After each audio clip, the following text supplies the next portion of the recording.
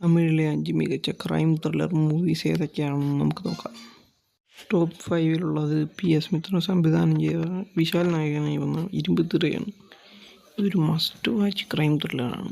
നമ്മുടെ ചുറ്റും നടക്കുന്ന കാര്യങ്ങളെ വെച്ച് ബേസിക്കലി ഉണ്ടാക്കിയൊരു സിനിമയാണ്. നമ്മുടെ ലിസ്റ്റിൽ ടോപ്പ് 4-ലുള്ളത് മഹേഷ് തിരുമേനി ഡയറക്റ്റ് ചെയ്ത് അരുൾ വിജയ് നായകനായ തടമാണ്.